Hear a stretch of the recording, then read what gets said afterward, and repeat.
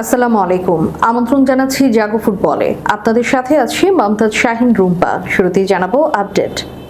বিশ্বকাপ শেষ, ইউরোকোপা আমেরিকা কবে কখন? থিয়াগো মেসিতে এই 2030 বিশ্বকাপের স্বপ্ন দেখছে আর্জেন্টিনা। পাঁজরের হাড়ে চিড় ও শ্বাসকষ্ট নিয়ে বিশ্বকাপে খেলেছেন পারেদেস। মেসি নেই, সুয়ারেজের জোড়া গোলে পন্টো লেভানদস্কির MLS অভিষেক। এবার বিস্তারিত।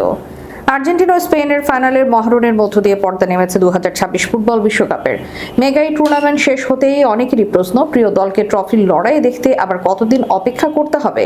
ইউরোপীয় জায়ান্ট স্পেন, ফ্রান্স, ইংল্যান্ড থেকে শুরু করে ল্যাটিন আমেরিকার পরাশক্তি আর্জেন্টিনা বা ব্রাজিল, উত্তর আমেরিকা কিংবা আফ্রিকা, এশিয়ার দলগুলোর পরবর্তী বড় আসরগুলো কবে এবং কোথায় বসছে দেখে নেওয়া যাক এক নজরে। প্রতিযোগিতাটি আগামী সেপ্টেম্বরে শুরু হয়ে চলবে 2027 সালের জুন পর্যন্ত। বছর জুড়ে মহাদেশের দলগুলোর মধ্যে প্রতিযোগিতামূলক ম্যাচ আয়োজনের লক্ষ্য নিয়ে 2018 সালে এই টুর্নামেন্ট চালু করা হয়েছিল।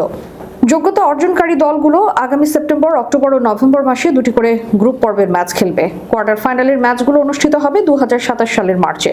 এরপর 2027 সালের 9 ও 10 জুন সেমিফাইনাল এবং 13 জুন 2027 ফাইনাল ও তৃতীয় স্থান নির্ধারণী ম্যাচ অনুষ্ঠিত হবে। লামিনে ইয়ামালের স্পেনকে হারিয়ে 2025-26 ন্যাশনস লিগের শিরোপা জিতেছিল ক্রিস্টিয়ানো রোনালদোর পর্তুগাল। এর আগের 3 আসরের চ্যাম্পিয়ন দল স্পেন, ফ্রান্স এবং পর্তুগাল প্রতি 4 বছর পর পর অনুষ্ঠিত ইউরো ফুটবলকে বলা হয় ইউরোপ মহাদেশের সেরা প্রতিযোগিতা। আগামী আসরটি 2028 সালের 9 জুন থেকে 9 জুলাই পর্যন্ত গ্রেট ব্রিটেন এবং আয়ারল্যান্ড জুড়ে অনুষ্ঠিত হবে। 8টি শহরের 9টি স্টেডিয়ামে এই টুর্নামেন্টের ম্যাচগুলো খেলা হবে, যার মধ্যে 9 জুলাই লন্ডনের ঐতিহাসিক ওয়েম্বলে স্টেডিয়ামে অনুষ্ঠিত হবে ফাইনাল। টুর্নামেন্টের বর্তমান চ্যাম্পিয়ন স্পেন, যারা জার্মানিতে অনুষ্ঠিত 2024 ইউরোর ফাইনালে ইংল্যান্ডকে 2-1 গোলে হারিয়ে শিরোপা জিতেছিল। এটি ছিল স্পেনের সর্বমোট চতুর্থ ইউরো ট্রফি। অন্যদিকে ইংল্যান্ড এখনো এই টুর্নামেন্টে কোনো শিরোপা জিততে পারেনি। জার্মানির দখলে রয়েছে 3টি শিরোপা, আর ফ্রান্স ও ইটালি জিতেছে 2টি করে। এছাড়া 6টি দেশ একটি করে শিরোপা জয় করেছে।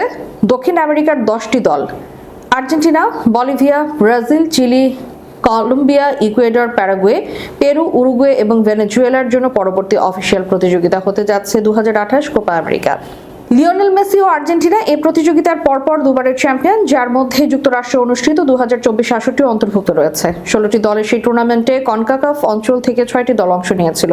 2028 সালের আয়োজক দেশ বা দলের সংখ্যা এখনো নির্ধারিত হয়নি, তবে যুক্তরাষ্ট্র আবারও এটি আয়োজন করার আগ্রহ প্রকাশ করেছে বলে জানা গেছে। সব মিলিয়ে আর্জেন্টিনা রেকর্ড সর্বোচ্চ 16 বার এই টুর্নামেন্টে শিরোপা জিতেছে। উরুগুয়ে জিতেছে 15 বার এবং ব্রাজিল জিতেছে 9 বার। চিলি, প্যারাগুয়ে এবং পেরু 2টি করে শিরোপা জিতেছে, আর কলম্বিয়া ও বলিভিয়ার ঝুলিতে রয়েছে 1টি করে ট্রফি।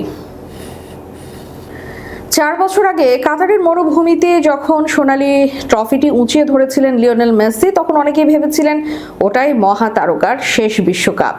কিন্তু বয়সের হিসাব নিকাশকে বুড়ো আঙুল দেখিয়ে 39 বছর বয়সে উত্তর আমেরিকার মাটিতে আর্জেন্টিনাকে টানা দ্বিতীয়বার ফাইনালে তোলেন এই ফুটবল জাদুকর। স্পেনের কাছে হেরে ট্রফি হাতছাড়া হলেও পুরো টুর্নামেন্টে সবুজ গালিচায় আরও একবার নিজের শ্রেষ্ঠত্ব প্রমাণ করেছেন মেসি।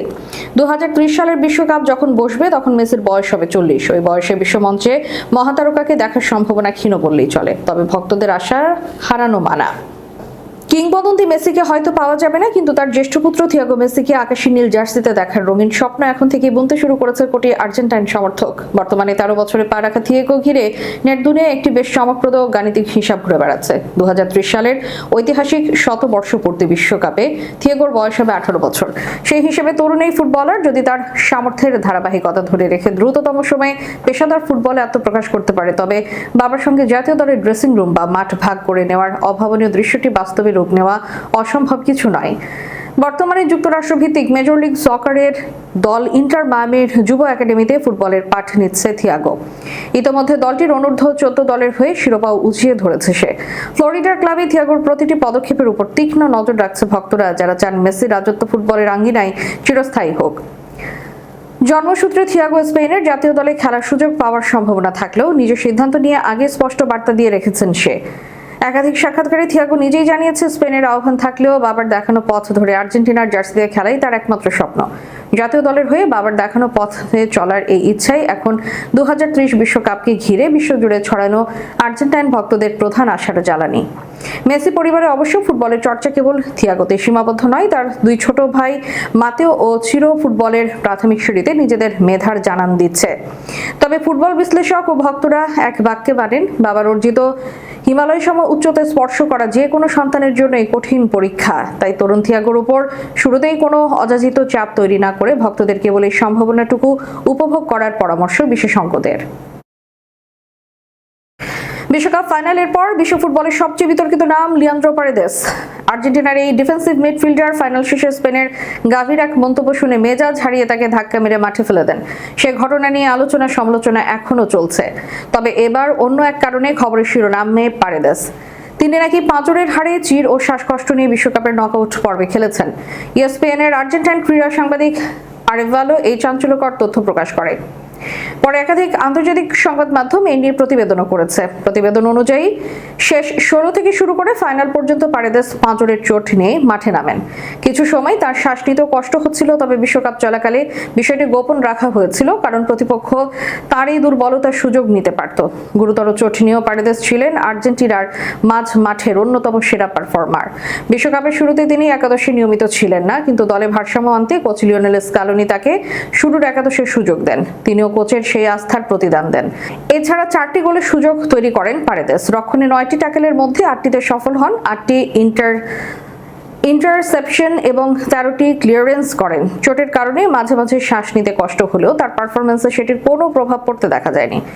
চিকিৎসা বিজ্ঞানের তথ্য অনুযায়ী পাঁজরের হাড়ে চির পুরোপুরি সেরে উঠতে সাধারণত 3 থেকে 6 সপ্তাহ সময় লাগে। এই ধরনের চোটে প্লাস্টার করা যায় না। ব্যথা ও প্রদাহ নিয়ন্ত্রণে রেখে স্বাভাবিকভাবে হাড় জোড়া লাগার জন্য অপেক্ষা করতে হয়। ফলে বিশ্বকাপ শেষে নিজে ক্লাব বোকা জুনিয়র্সের হয়ে কয়েকটি ম্যাচে পারেদেস খেলতে পারবে না বলে ধারণা করা হচ্ছে। লিওনেল মেসিকে ছাড়াই মাঠে নেমে মেজর লিগ সকারে শিকাগো ফায়ারকে 3-2 গোলে হারিয়েছে ইন্টার মিয়ামি।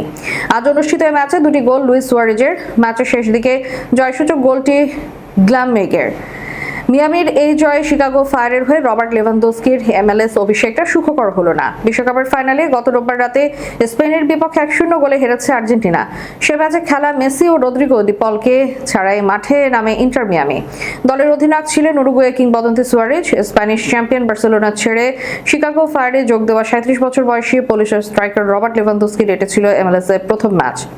ক্লাব ও জাতীয় দলের হয়ে 700-র বেশি গোল করা লেভানদস্কি 2014 থেকে 22 সাল পর্যন্ত বায়ার্ন মিউনিখের হয়ে দারুণ সাফল্য অর্জন করেছে।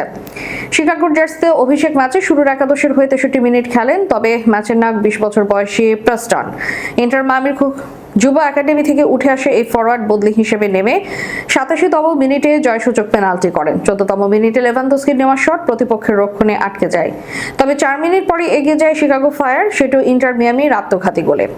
কানাডার হয়ে বিশ্বকাপে খেলা গোলরক্ষক ডেন সেন্ট ক্লিয়ারের জায়গায় একাদশের সুযোগ পাওয়া বোকা রিওর্স ডিফেন্ডার ইয়ান ফ্রেড সহজ একটি ব্যাকপাস ক্লিয়ার করতে গিয়ে বলে ঠিকমতো পা লাগাতে পারেনি।